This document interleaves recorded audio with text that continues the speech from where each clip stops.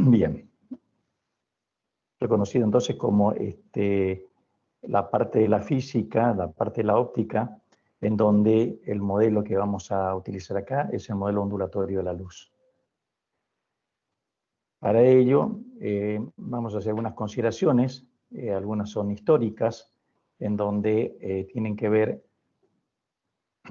ver con la observación del fenómeno fotoeléctrico por parte de Albert Einstein, que le dio lugar precisamente a su premio Nobel, y a partir de allí se establecieron algunos modelos que permitieron después el análisis y el comportamiento de lo que serían los fenómenos de difracción.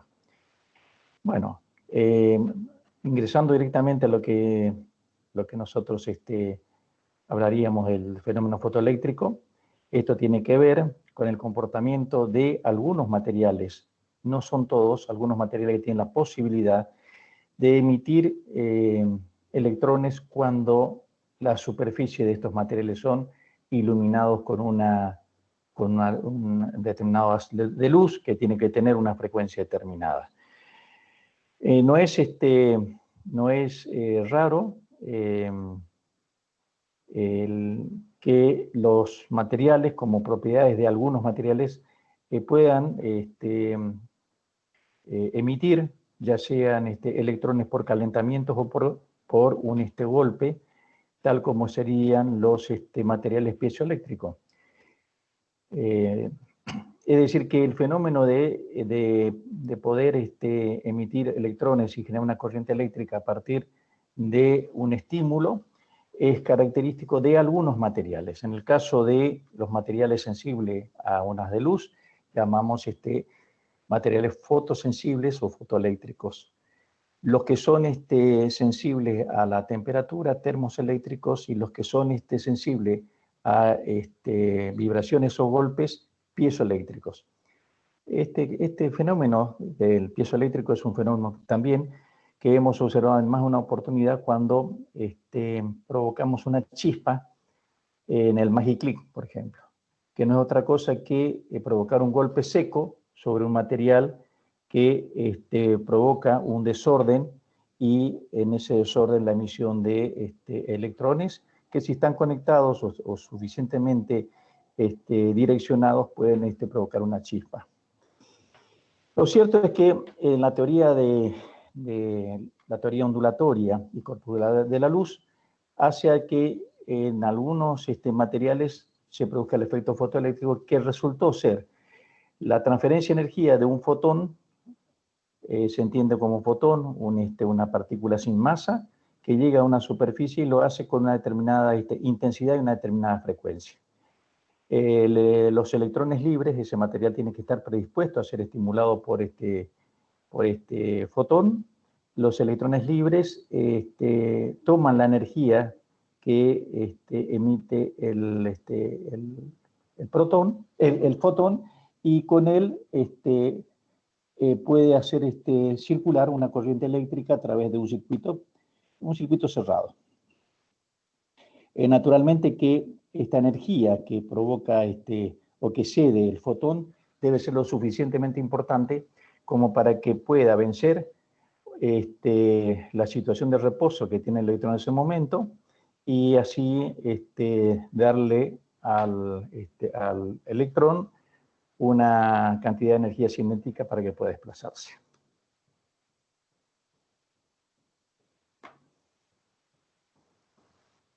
Bien, el último ejemplito que vemos acá, la última sentencia que dice la placa, es simplemente para otra vez explicar que algunos fenómenos usan el modelo corpuscular y el otro el modelo ondulatorio.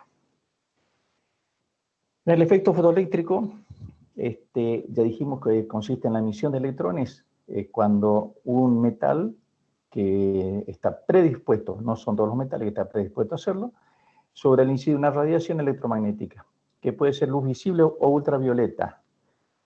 Ese fenómeno, si bien fue descubierto por Hertz, fue el que le lleva a ganar el premio Nobel a Einstein, analizando algunos aspectos que en ese momento Hertz no lo había detectado.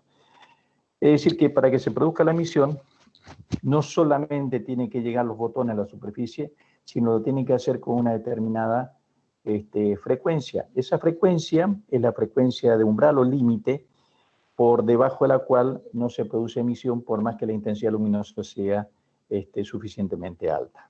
Es decir que la emisión está ligada entonces a la frecuencia y la cantidad de electrones que se puedan emitir está ligada con la intensidad de la luz que llega a la superficie. Volvemos a comentar de que en realidad la energía que entrega el fotón al electrón debe servir también para canalizar su energía cinética para provocar el desplazamiento de la misma. Bueno, naturalmente que esto también, cuando empezamos a analizar los materiales, hay materiales que están predispuestos a que ese fenómeno se cristalice o no, y hay otros que no lo son, o sea, son sensibles a la luz y otros que no. Esto, por lo general, no suelen ser materiales puros, sino son sales o combinaciones que están previamente diseñadas para que esta movilidad de esos electrones se pueda llevar a cabo. El otro fenómeno que le había comentado al principio también es el de la posibilidad de emitir electrones por calentamiento, como son el caso de las válvulas electrónicas. Y el último sería, que no está escrito acá, pero sí lo habíamos planteado, los materiales piezoeléctricos.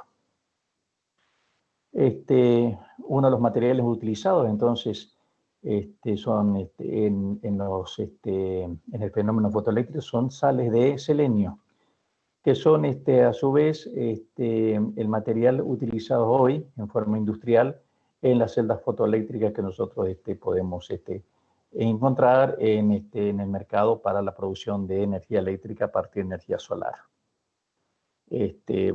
Bueno, el efecto fotovoltaico es una de las energías que hoy se encuentran muy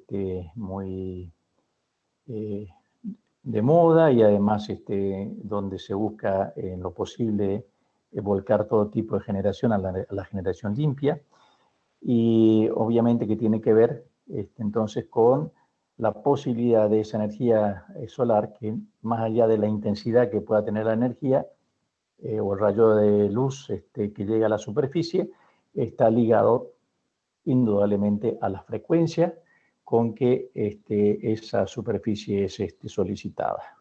De hecho, estamos hablando entonces del espectro visible, por lo cual es de esperar que a esa superficie puedan llegar distintas frecuencias y con eso garantizar la emisión fotovoltaica.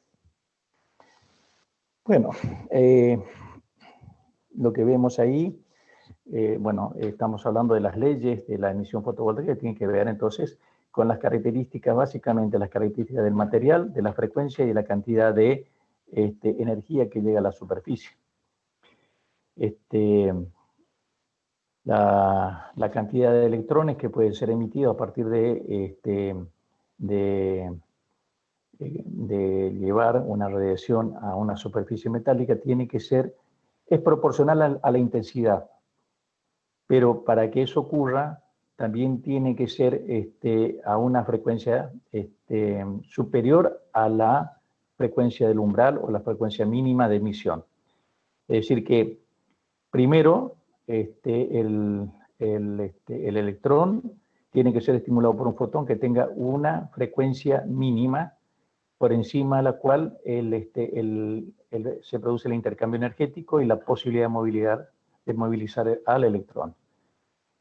Pero una vez que se produce la emisión, la cantidad, en ese caso, es proporcional con la intensidad de la luz incidente.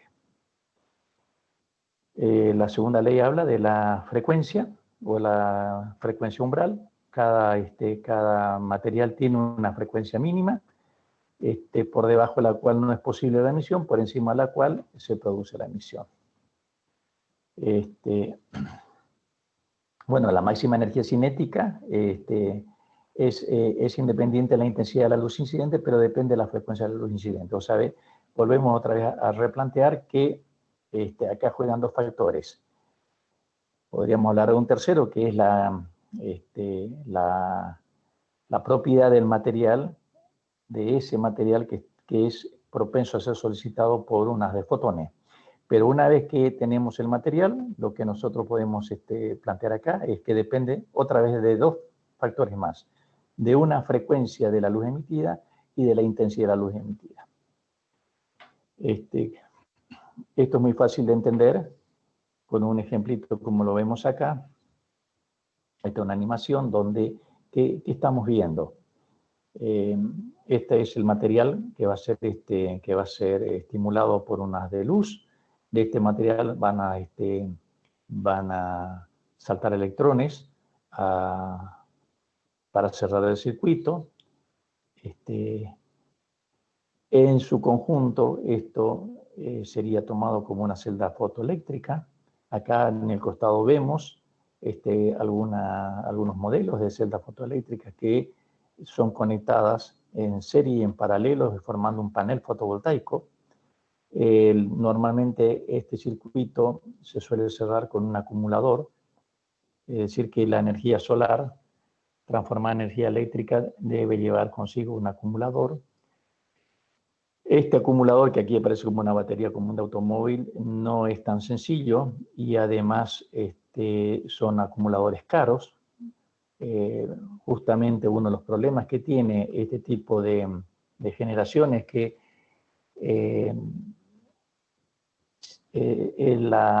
la conservación de esta energía se hace muy costosa, pero si es posible generar y consumirla al mismo tiempo, evitaríamos el costo o el gasto que significaría el poder almacenar esta energía.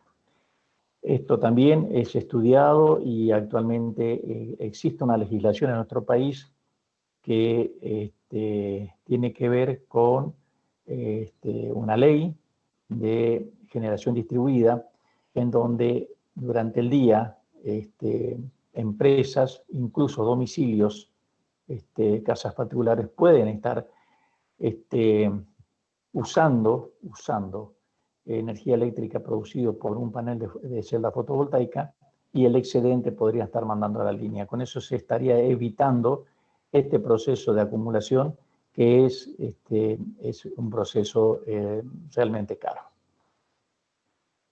La simulación hace de que se ilumine la superficie, lo hace con una determinada frecuencia, saltan los electrones completando el circuito. Acá está identificándose de que hay consumo y acá se está identificando que hay acumulación o reserva. Esto es un circuito típico de generación fotoeléctrica. Tiene su costo de instalación, que es un costo importante, pero tengamos en cuenta que acá la idea es de preservar un poco el medio ambiente, retomar la posibilidad de generación limpia.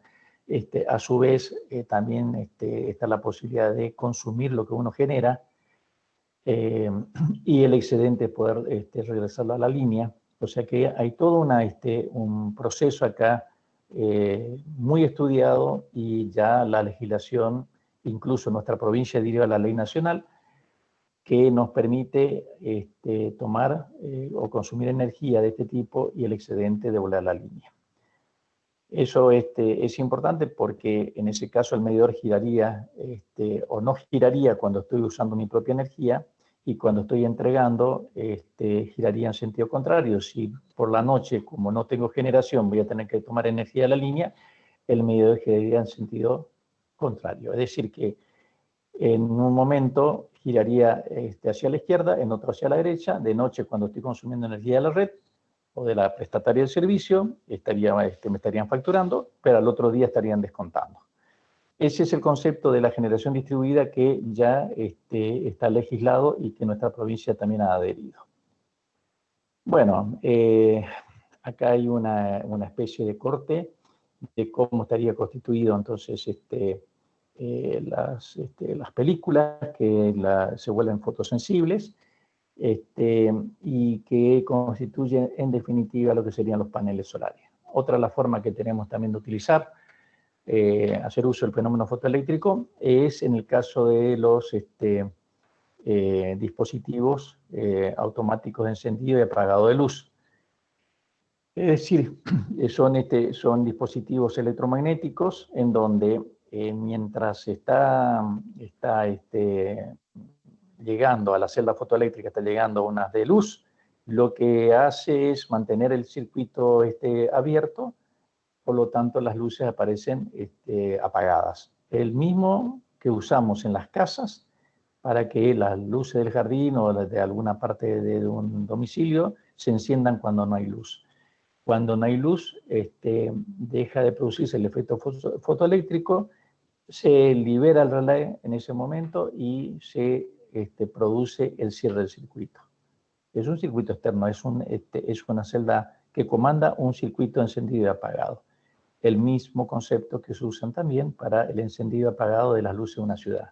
No es que alguien baja una llave y apaga la luz, o alguien levanta la llave para encender la luz cuando llega la noche. Son todos mecanismos de automatización que tienen que ver con el fenómeno fotoeléctrico. Bueno, hablamos de la generación y hablamos de mecanismos de control. Acá lo que estamos planteando es el balance de energía, de la cantidad de energía que absorbe un fotón, que tiene que ser la cantidad de energía para liberar y a su vez para trasladar. Es decir, que la energía que llega a la superficie tiene que estar entonces repartida entre la necesaria para liberar el electrón y a su vez para poder desplazarla. Bueno, aquí hay una serie de ecuaciones. Estas ecuaciones son muy sencillas y son las utilizadas precisamente en el diseño de las celdas fotovoltaicas, que dependen naturalmente del material que estamos trabajando. Bueno, hay una serie de condiciones acá que tienen que ver con el diseño, más que con el fenómeno en sí mismo. Bien, esto es importante cuando nosotros trabajamos con la luz, de ver cuál es, fíjense, la amplitud que tiene el espectro luz visible, pero dentro del espectro total es solamente una pequeña partecita. Esto es lo que nosotros podemos observar, en nuestro sentido lo puede percibir, y van desde la ultravioleta hasta la infrarroja. Bueno, la ultravioleta es una luz que estimula determinadas sustancias en nuestro organismo, no es una luz del todo, depende de la exposición también, el grado de peligrosidad que tiene esto, frente a la infrarroja, que sí se representa o lo percibimos como calor. Cuando tomamos sol, estamos recibiendo todo el espectro de la luz visible, en donde esta es la que estimula para que nosotros nos bronceemos, y esta es la que nos previene del exceso que estamos siendo sujeto en ese momento con lo que vendría a ser la parte infrarroja o calor. De ahí tenemos las distintas frecuencias que nosotros tenemos que observar, y son las distintas frecuencias que los materiales que van a ser estimulados, solicitados para que se produzca el fenómeno fotoeléctrico, tienen que estar dentro de este espectro que está acá. De no ser así, obviamente que esos materiales no producirían digamos, el ansiado paso, liberación y a su vez movilidad de los electrones. Bueno, acá hay una serie de cuestiones que también están asociados a la percepción visual, que es lo que nosotros, o que el cerebro puede interpretar cuando observa los colores. De hecho, una de las cuestiones interesantes es que al tener la luz visible, una amplia gama de frecuencias, nos permite a nosotros percibir los distintos colores. ¿En qué consiste esa percepción? No es otra cosa que la llegada de un rayo luminoso a una superficie, a un objeto, y los rayos reflejados de ese objeto reflejan la frecuencia del color que nosotros percibimos.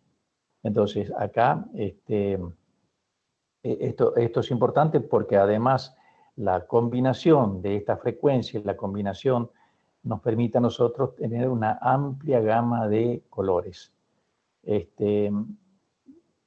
Sobre la luz podríamos hablar o podríamos trabajar prácticamente toda una materia, pero no es el caso de lo que nosotros queremos trabajar hoy acá. Pero básicamente están los conceptos principales. Esa gama que nosotros vimos de frecuencia nos permite a nosotros también descomponer la luz es visible a través de un prisma, y ahí tendríamos los famosos colores del arco iris. Lo cierto es que el ojo puede percibir entonces los rayos reflejados en determinadas frecuencias, y la superposición de estas frecuencias o de estos rayos da las gamas prácticamente infinitas de colores que nosotros podemos percibir. Bueno, acá estaríamos hablando ya del movimiento ondulatorio, y para eso tendríamos que entrar también a ver de qué se trata el caso de una onda electromagnética. De hecho, el movimiento ondulatorio es un proceso en donde se propaga energía de un lugar a otro sin que exista transferencia de materia. Acá nosotros podríamos hablar de ondas mecánicas y electromagnéticas, pero en las mecánicas, y esto fue una de las cuestiones que se discutía muchísimo con respecto de la luz, las ondas mecánicas necesitan un medio para poder propagarse. En tanto se sabía que la luz se propagaba sin que existiera un medio de propagación. Bueno, esas ondas que después nosotros, o los conceptos que podemos observar o emitir sobre las ondas mecánicas son las que después utilizamos, son los mismos conceptos que nosotros utilizamos para describir las ondas electromagnéticas. Cuando hablamos de las ondas electromagnéticas, es importante saber de que, y esto no nos olvidemos, que la presencia de un campo eléctrico implica la presencia de un campo magnético. Y si estamos hablando de transferencia de energía a través de una onda electromagnética, lo estamos haciendo variar el campo eléctrico o el campo magnético, que en el modelo que nosotros estudiamos están en forma perpendicular entre sí, y nos permite a nosotros las oscilaciones de campo eléctrico y magnético hacer la propagación de esa onda. Hay un fenómeno que nosotros comentamos, pero no lo estudiamos, que es el fenómeno de polarización, que es la posibilidad de disponer solamente de uno de los campos, o hacer vibrar uno de los campos únicamente, y ser absorbido el otro. Es decir, que podemos detectar la presencia de un campo eléctrico oscilatorio, pero al hacer pasar a través de un medio polarizador, nosotros solamente veríamos un campo vibrando. ¿Dónde observamos eso? En las lentes Polaroid, o en las mismas lentes que nosotros podemos utilizar en un día de mucha luminosidad, y que ese cristal, que es un Polaroid, se oscurece con la luz. Es decir, lo que está haciendo ese cristal no es otra cosa que provocar el fenómeno de polarización y absorber una de los campos que está vibrando, permitiendo solamente el paso en una sola dirección. Bien, podríamos seguir acá estamos haciendo la diferencia entre ondas mecánicas y ondas electromagnéticas, en donde en una de ellas, en las mecánicas, necesitamos un medio para poder propagarse, en las otras no, pero ya hablamos de que su propagación se produce por oscilación y variaciones de la intensidad de campos magnéticos y eléctricos cruzados. Ese cruzamiento, en los modelos que estudiamos ahora, estamos hablando de que son campos que están o son perpendiculares entre sí.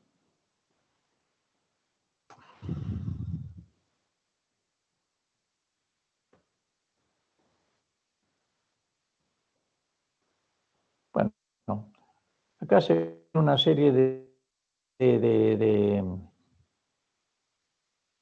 animaciones de distintos fenómenos donde vemos el caso de una... Acá esta es una onda longitudinal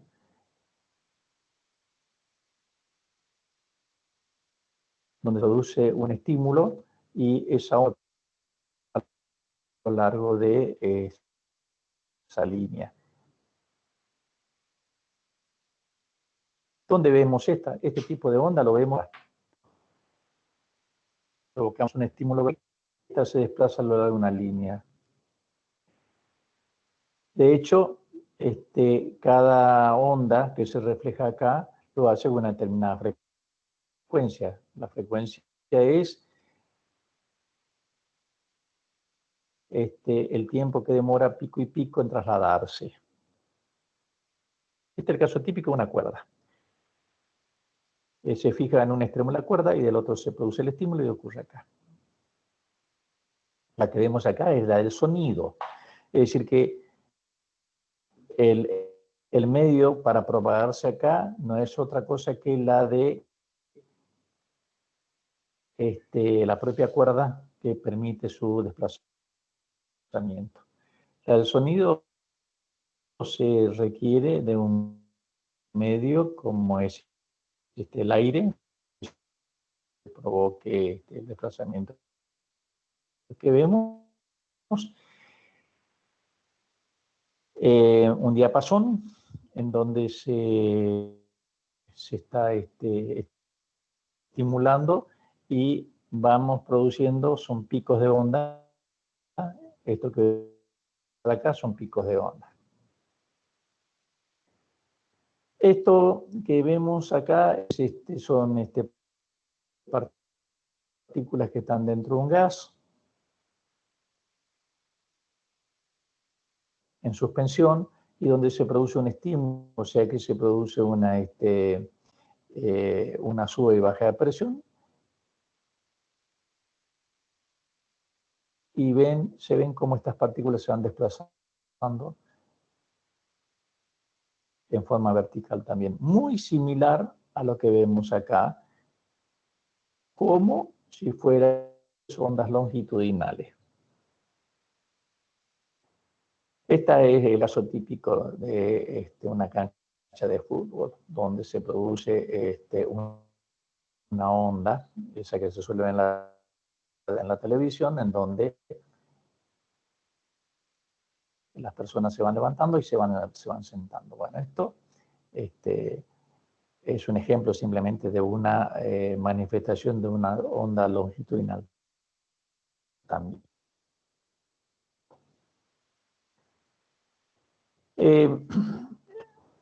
¿Qué es lo que podemos ver acá? Este es el caso también en donde se representa un estímulo en una superficie de un fluido y por estímulo con una determinada frecuencia de agitación, usan ondas circulares superficiales. Estos se producen en este caso en dos direcciones, se ve acá, en realidad son el estímulo es vertical, pero la propagación es solamente en dos sentidos. Típico de una fuente de agua, una pileta de natación, en donde es posible observar este fenómeno. Lo que vemos aquí al lado, esto nosotros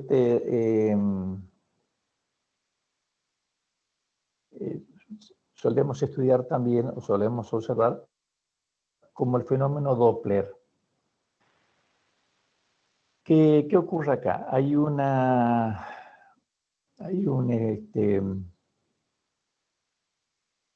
elemento que provoca el estímulo, en este caso es un emisor de onda, pero este emisor de onda a su vez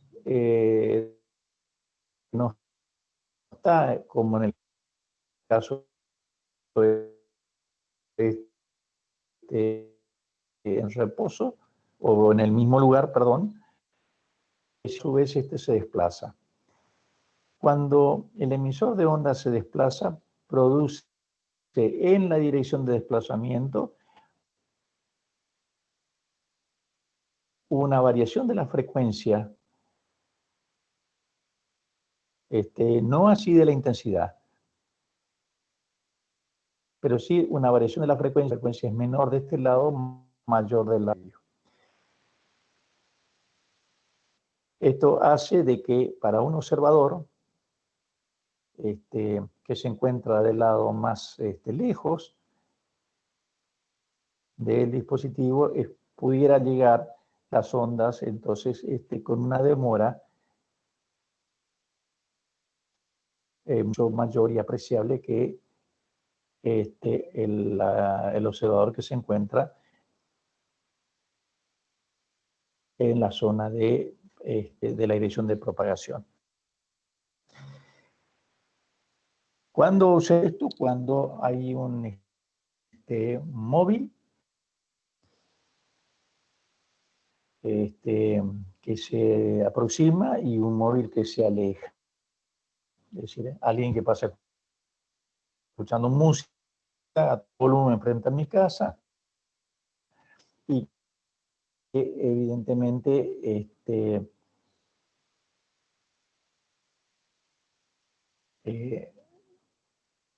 el fenómeno que se produce es el que emite el sonido, en este caso se va desplazando, y por supuesto que en la medida que se va alejando, yo el sonido lo siento más lejos. Puede ocurrir también de que este emisor de ondas que vemos acá lleve una velocidad de propagación tal de que termine por avanzar por el frente de onda en la dirección que él se está desplazando. ¿Cuándo ocurre eso? Cuando un avión rompe la barrera del sonido. Se produce una explosión donde en realidad el emisor de esa onda supera el frente de onda hacia donde él se dirige.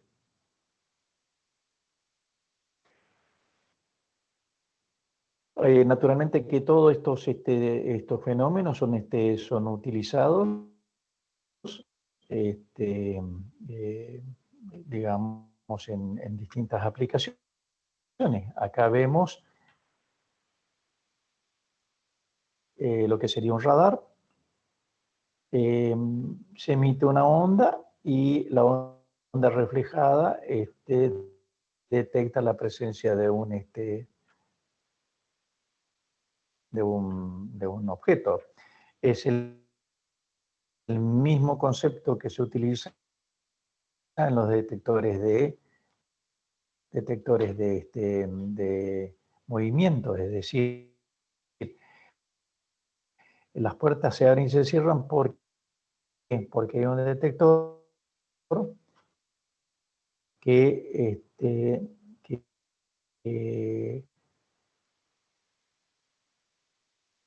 emitiendo una señal que es interrumpida en algún momento. En ese momento, eso acciona un mecanismo que puede ser una sirena, una luz, que son las alarmas de movimiento. Prende una luz o emite una señal auditiva. Bueno, eso es entonces una de las aplicaciones que hoy tenemos también con respecto a la emisión de ondas electromagnéticas. El radar es algo que se utiliza hace muchísimos años y es la forma de detectar nosotros determinados objetos por reflexión, en donde la onda es emitida y a su vez es recepcionada de forma permanente, en donde el análisis de algunos modelos saber estos de onda en general, este comportamiento que tiene una onda. El campo y es una onda, una razón, la dirección a onda. La otra, por lo general, son también. No es cualquier tuviera una posibilidad de polarimetría, en donde una luz se la polariza para monocromática, sacando ya de servicio exactamente para esa lámpara eléctrico y magnético pasar a través de las normal a una onda polarizada, se va a, y después detectamos en el fenómeno de observación de abocarnos a lo que sería muy clara la respuesta que está acá, es la de el estímulo otro es una onda electromagnética en donde están los dos. Entonces, ¿se me escucha? Para acá, caracterizar lo que vio con los elementos que como aquí aparece, onda longitudinal a través de una función trigonométrica.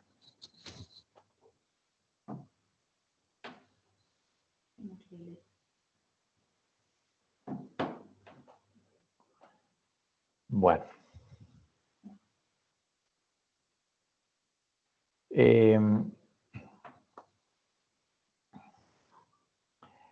Esta onda que nosotros vemos acá como que es una onda de compresión y de extensión de un resorte, vemos nosotros cómo a una determinada frecuencia se acumulan también lo que serían los picos de energía que son observables a lo largo de un resorte. El mismo concepto que teníamos nosotros de una transferencia longitudinal, el de una cuerda. Bien. ¿Qué es lo que nosotros podemos observar acá? Vemos una cresta, un valle. La amplitud está dado por el valor que asume la cresta o el valle, y la longitud de onda es la longitud subtendida desde una cresta a otra o de un valle a otro. Sobre esto nosotros vamos a trabajar, porque esta onda transversal en una cuerda es lo que más se aproxima a lo que sería una onda electromagnética. Cualquiera de los dos casos, nosotros habíamos visto que se requiere de la presencia de un medio para que se produzca la propagación. Bien. Fenómeno de interferencia. Cada vez que trabajamos el fenómeno de interferencia, a mí me resulta mucho más sencillo hacer tomar como ejemplo lo que podría ser una transferencia auditiva, una interferencia auditiva. ¿Dónde nosotros podríamos hacer esa observación? Cuando hay dos parlantes que emiten su sonido, y depende de la posición que yo tenga con respecto a los parlantes, puedo tener distintos tipos de apreciación con respecto al sonido que me llega. Vamos a definir que el fenómeno de interferencia es un fenómeno que se observa cuando dos ondas o dos movimientos ondulatorios coinciden en el mismo lugar y en el mismo tiempo. Para esto nosotros vamos a hacer una simplificación, en primer lugar, pensando de que las ondas son idénticas. Para que sean idénticas tienen que tener la misma fuente, es decir, que deben tener la misma fuente de emisión. Eso a mí me garantiza la amplitud, en principio la amplitud de las ondas que yo puedo apreciar, y también su frecuencia. Acá vemos que hay dos, esto que vemos acá son fotografías que se toman sobre una cuba de onda. ¿Qué es una cuba de onda? Es un recipiente que tiene, en principio,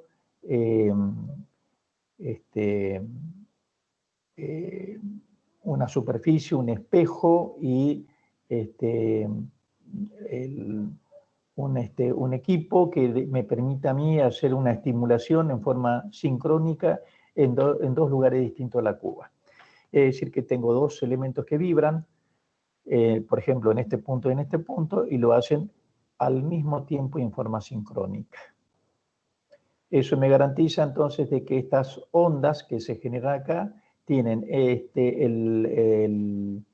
son causadas por el mismo efecto y que a lo largo de la estimulación sobre esta superficie yo podría verificar que hay puntos en donde aparecen puntos brillantes y oscuros, producto de la superposición de estas ondas. Lo mismo alcanzamos a ver acá y lo mismo alcanzamos a ver acá. Entonces son dos perillas o dos sensores que están vibrando y provocan, en definitiva, ondas que son ondas planas, pero de superficiales, circunferencias concéntricas que se van propagando del lugar donde se produjo el estímulo hacia los bordes de acá. Pero como al lado se encuentra otra fuente de las mismas características que ella, en el espacio donde estos estímulos están, estas ondas se superponen, fíjense, generando espacios oscuros y brillantes. Una interpretación de los espacios oscuros y brillantes son de que en los lugares donde se producen los espacios brillantes, las ondas se superponen positivamente en los espacios donde se encuentran los bordes oscuros, donde ese fenómeno de superposición se anula. Volvamos ahora a la cuestión auditiva, entonces. La cuestión auditiva tiene que ver, por ejemplo, cuando yo voy a un templo, voy a la iglesia y me sitúo en un lugar, y esto sí tiene que ver con la trayectoria seguida por la onda emitida por uno de los parlantes. Puedo situarme en lugares en donde yo tenga sonidos acoplados, en donde yo tenga sonidos donde lo escuche perfectamente a la persona que está hablando, o tenga, y entre esos acoples y donde yo tenga la mejor audición, puedo tener prácticamente una en donde escuche poco o casi nada. El mismo concepto se lleva a cuando vamos a un recital de música. Entonces va a depender de donde yo me sitúe para que el fenómeno de interferencia, que es el que se produce cuando dos ondas electromagnéticas llegan al lugar donde yo me encuentro, lo hagan de tal manera de que yo la audición que tenga del recital o de la música del artista lo escuche perfectamente.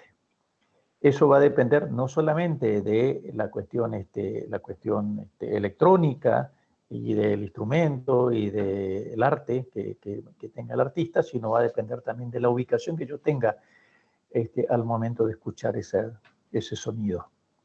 Por eso es importante que en un recital podamos ubicarnos y movernos adecuadamente hasta que logremos el mejor sonido posible. Ese es un fenómeno que nosotros vamos a reconocer como interferencia constructiva. Si yo no escucho, seguramente me voy a encontrar con el fenómeno de interferencia destructiva. Este es un ejemplo de cómo se superponen en dos fuentes que están emitiendo al mismo tiempo ondas que son ondas circulares. Otra vez podemos ver lugares donde se encuentran ondas luminosas y oscuras, A esto vamos a llamar, o vamos a suponer que la fuente S1 y S2, porque esto sí nos va a permitir hacer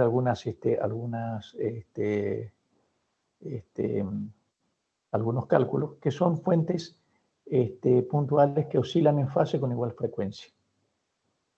¿Qué significa eso? Que son dos fuentes sincrónicas, es decir, que se emiten con la misma frecuencia y al mismo momento. Es decir, que los máximos y mínimos coinciden en el tiempo, por eso son sincrónicas. Y sobre eso vamos a plantear algunas cuestiones que lo vamos a analizar acá. Otra vez, estas son cubas de onda. Acá se encuentran los sensores que están vibrando y provocan este fenómeno que está acá. Esta es una fotografía que se encuentra en el Alonso y Fine, o sea que son fotografías que, si bien la cátedra tiene su cuba de onda, eso en muy poca oportunidad la pudimos utilizar, pero se ve perfectamente lo que estamos viendo acá. Lo importante es que teniendo dos fuentes iguales, son dos fuentes sincrónicas, S1 y S2, va a depender de la posición que tenga el observador para ver cómo llegan estas ondas a este punto. De hecho, el camino recorrido de la fuente 1 a P puede o no ser igual al camino recorrido de la fuente 2 a P.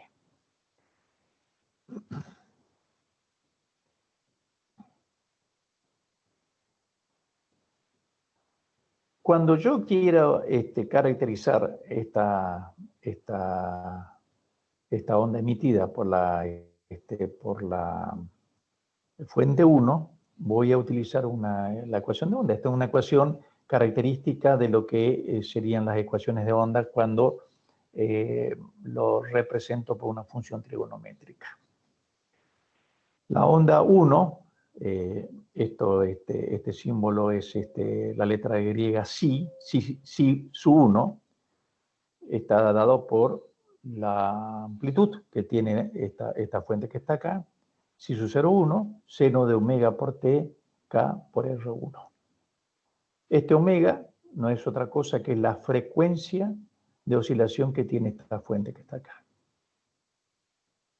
Caso K por R1 representa el número de onda. Esto vamos a analizar después en qué consiste este K y este R1. Si su 2, que es la onda que emite la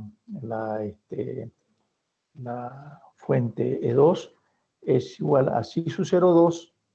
Si su 0,2 es la amplitud de esta onda que va hacia P, en donde multiplica seno de omega por t. Fíjense que los t acá son iguales, omega también, k por R2.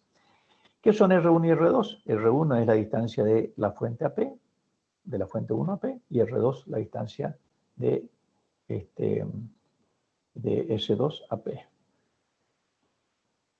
Ya dije anteriormente que si su 0,1 y si su 0,2 son las amplitudes máximas o las máximas amplitudes que tiene cada una de las ondas emitidas por estas dos fuentes. Vamos a ver qué pasa acá. Bueno, acá nosotros podríamos hablar de dos características que no lo dijimos hoy, que son la coherencia y la incoherencia. En realidad, estamos hablando que la coherencia tiene que ver con que las ondas son emitidas en fase. Si las ondas no están emitidas en fase, estamos frente a tipos de onda que son incoherentes.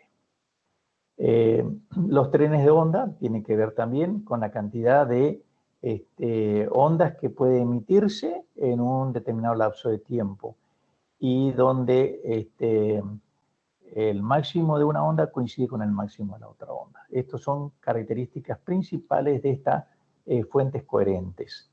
Y si son sincrónicas a la vez, lo que estamos hablando es que estas ondas se emiten no solamente que coinciden las fases, sino también coinciden en el tiempo. Por eso aparecía omega y t, en su omega y t, que eran prácticamente fuentes iguales. Bien, vamos a tratar de cerrar por lo menos la parte de interferencia de estas dos fuentes y vamos a trabajar con la cuestión experimental de qué ocurre en un punto determinado cuando estas ondas llegan en fase y cuando llegan desfasadas. vamos a ver acá lo siguiente.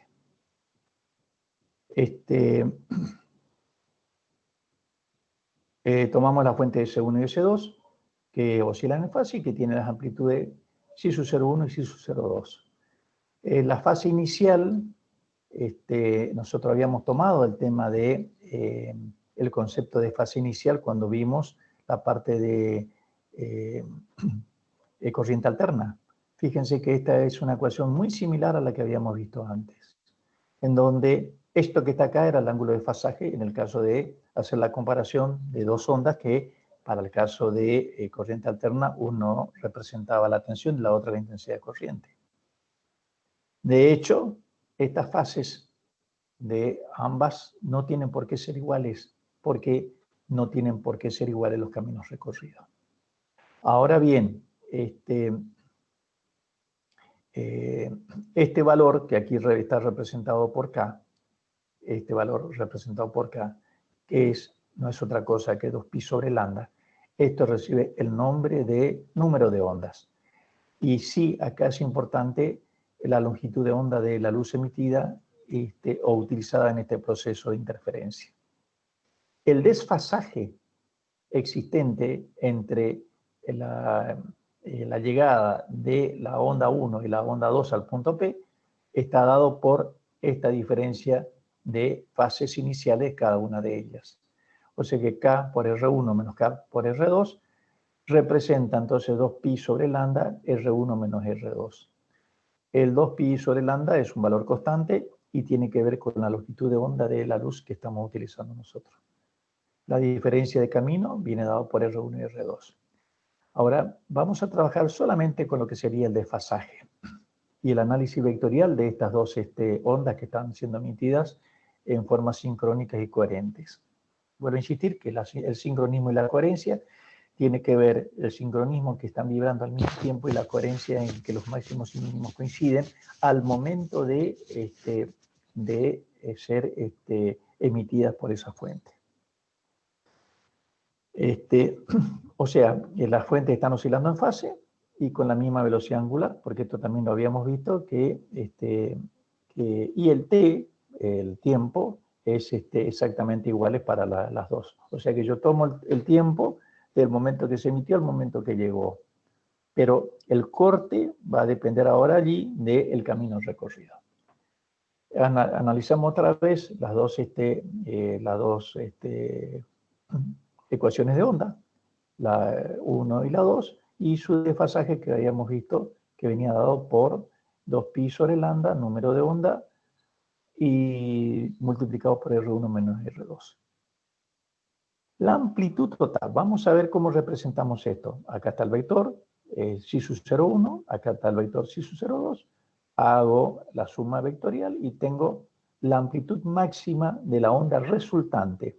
Es lo que a mí me va a llegar en ese momento, o le va a llegar al observador en el punto P. Bien, cada uno de ellos tiene su ángulo de fase, K1 por K por R1, K por R2. El desfasaje es igual a delta, tal como lo habíamos visto acá, y obviamente que tiene su propia fase establecido cuando nosotros referimos esto a un par de ejes cartesianos. Como no son rectangulares psi sub 0,1 y psi sub 0,2, es decir, como estos dos vectores no son perpendiculares entre sí, voy a utilizar la resolvente, que es la raíz cuadrada de psi sub 0,1 más psi sub 0,2 más 2 psi sub 0,1 psi sub 0,2 por el coseno de este ángulo que está acá. Esto es cuando vimos suma de vectores y estos vectores no eran perpendiculares entre sí. Si fueran perpendiculares, este término desaparecería y me quedaría solamente la raíz cuadrada de la suma de los cuadrados de las amplitudes o de los vectores que estoy sumando. Lo que yo tengo que ver ahora, ¿qué es lo que ocurre? Entonces, con esta amplitud, que pueda tener un valor de máximo o un valor de cero. Y vamos a analizar qué representa esa amplitud.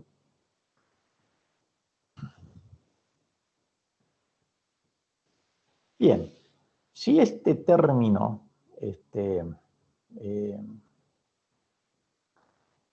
este término llegase, si el ángulo de desfasaje llegase a ser 1, este término que está acá termina siendo el desarrollo del cuadrado binomio, que no sería otra cosa que S1 al cuadrado más S2 todo al cuadrado, raíz cuadrada de todo eso. Es decir, que en el caso de que esto sea igual a 1, la amplitud de esto que está acá es, en definitiva, la suma de esto, de psi sub 0,1 con psi sub 0,2. Ese es el caso que nosotros vemos que dos movimientos ondulatorios se refuerzan. Ya estaríamos dándole el término de interferencia constructiva. Es decir que si el coseno del desfasaje llegase a 0, si el coseno del desfasaje llegase a ser menos 1, ¿qué es lo que pasa acá? Tendríamos una diferencia cuadrada. O sea que acá sería psi sub 0,1 menos psi sub 0,2. Esto al cuadrado, raíz cuadrada de esto, me quedaría simplemente psi sub 0,1, psi sub 0,2. De tener en cuenta de que se tratan de dos ondas que son iguales, coherentes y sincrónicas, acá estaríamos hablando del doble de la amplitud y acá estaríamos hablando de la amplitud 0. Es decir, entonces, que esto ocurre ¿para qué? ¿Para qué valores? Para valores enteros de pi, la primera situación que está acá. Que esta situación, ¿cuándo ocurre? Para valores de 2n más 1 por pi.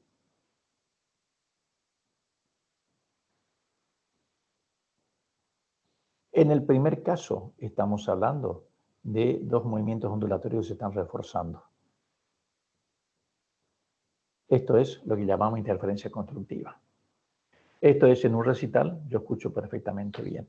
Estoy ubicado en tal lugar en donde las ondas sonoras, en ese caso, me llegan con el máximo valor de interferencia, o sea, están en fase y además me llegan a mí con el máximo valor de intensidad también. En el caso siguiente, recibe el nombre de la máxima atenuación, que son los casos de movimiento de interferencia destructiva. Es decir que acá, si yo estoy en una posición tal, y esto fíjense que tenía que ver para un valor de R1 y R2, en un lugar donde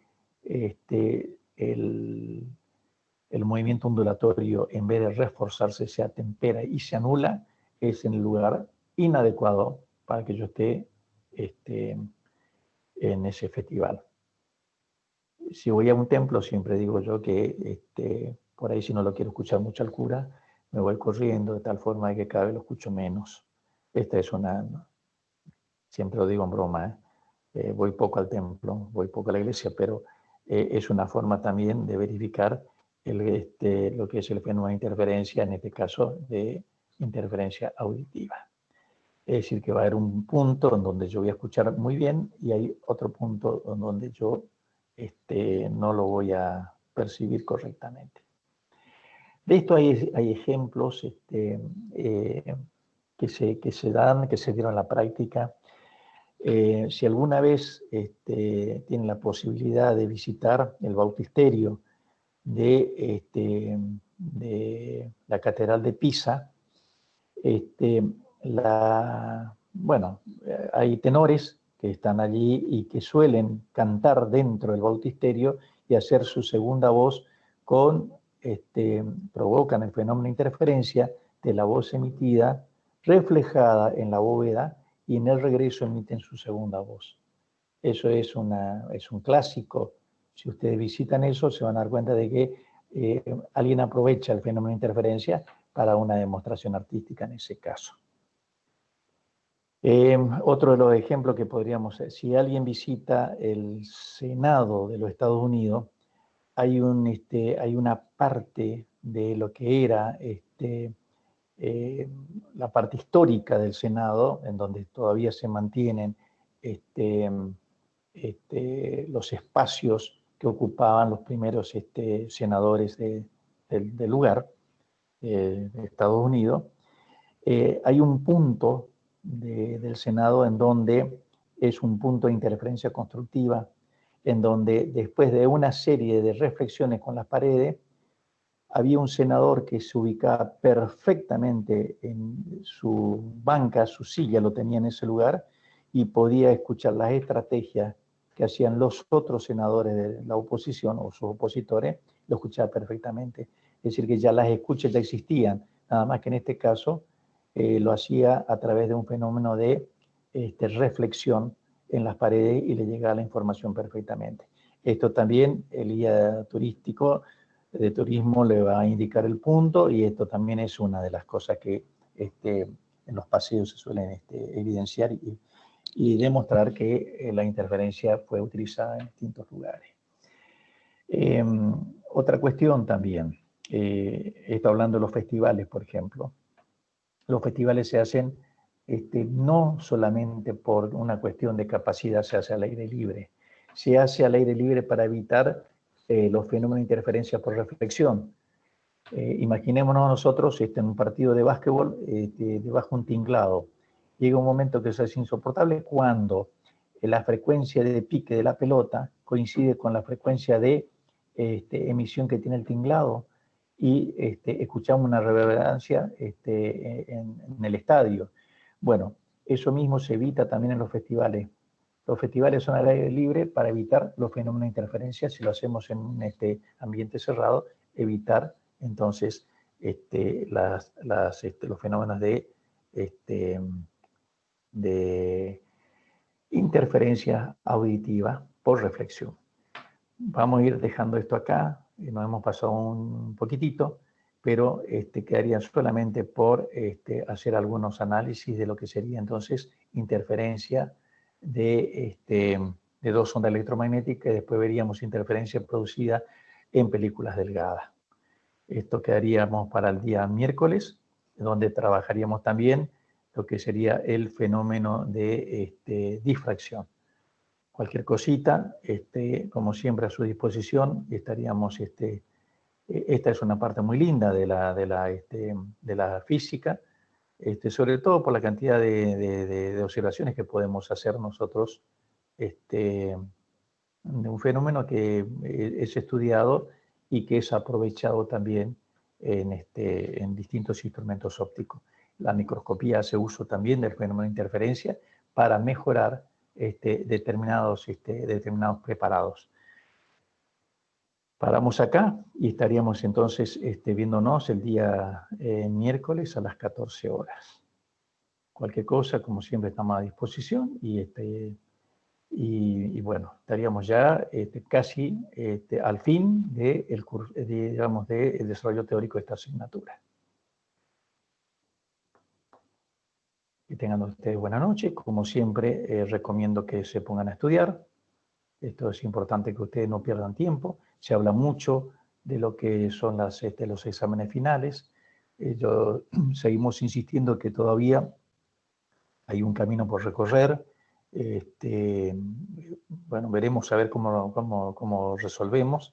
Seguimos insistiendo que física van a ser exámenes presenciales. Buscaremos la manera de tener un determinado día para física y poder utilizar todas las aulas para garantizar entonces el distanciamiento, y que en definitiva todos puedan venir a rendir. Los que me están escuchando y están preocupados por allí que no puedan viajar, quédense tranquilos, que eso nosotros lo vamos a tener muy en cuenta. La idea acá no es dejar a nadie afuera, sino al contrario, de que cada uno de ustedes pueda rendir sus exámenes y aprobarlos. Para poder rendir, bueno, no depende ya de ustedes, sino depende también de las condiciones que se den, pero para aprobar sí depende de ustedes y depende de la cantidad de horas que le dedican al estudio. Así que, como siempre, espero que se pongan a estudiar, consultar la bibliografía, tengan en cuenta que están ya en segundo año, deben consultar la bibliografía también de las asignaturas que son correlativas con esta. Es decir, llegan preguntas que por ahí nosotros pensamos que no tendrían que tener ya dudas, problemas o conceptos que tuvieron que haber aprendido en Física 1 o en Introducción. chicos tienen que volver a su material de estudio, libros, apuntes o lo que, PowerPoint, lo que tengan, y utilicen el material en forma muy responsable. Los exámenes van a venir y ustedes van a tener que rendir. Y cuando llegue el momento de rendir, ustedes tienen que aprobar. De la forma como vamos a tomar y el momento se van a encargar las autoridades. De la posibilidad de aprobar o no, se van a encargar ustedes dedicándole hora al estudio. Así que los dejo, así pueden descansar y mañana comenzar otra vez su actividad estudiando. Que tengan ustedes buenas noches.